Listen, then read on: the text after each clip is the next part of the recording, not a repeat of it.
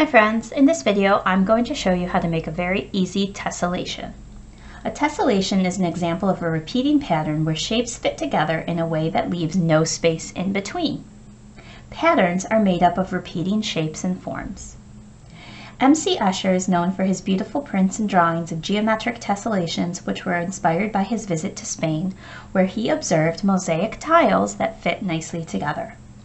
He also is known for his drawings of tessellations that are morphing into other things, as well as his optical illusions. So let's get started. For the first part of this project, you're going to need a piece of paper, a ruler, a pencil, and a pair of scissors. On your piece of paper, you are going to measure out a 3 by 3 inch square.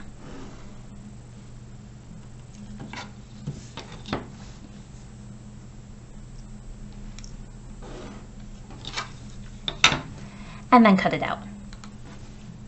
With your square cut out, you're going to then, with your pencil, draw some numbers.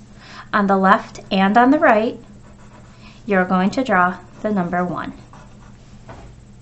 On the top and the bottom, you're going to draw the number 2.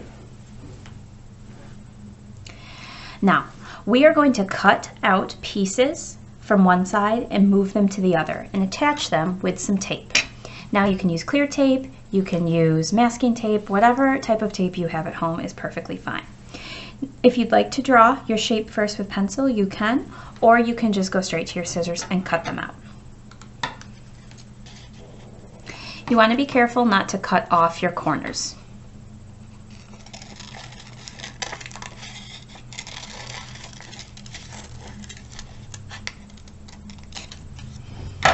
Now I'm going to take that shape and I'm going to move it to the other side so those ones meet up. And with a piece of tape, I'm going to tape them together. Now I'm going to do the same thing with the two sides. I can cut from the top or the bottom, it doesn't matter. And I'm going to cut out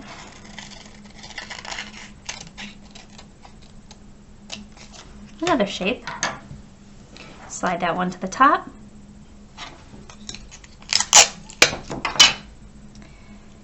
And attach with a piece of tape.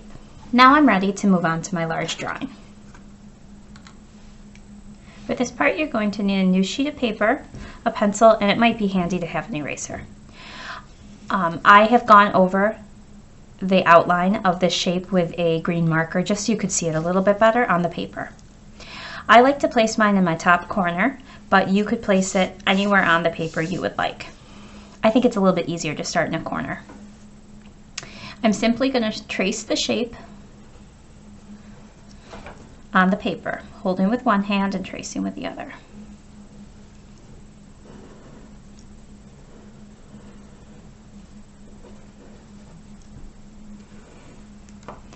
Once I do that, I'm going to then slide it across and do the same thing, and it should line up perfectly. Now you can cut out really intricate shapes, you can cut out pretty simple ones that are geometric or organic.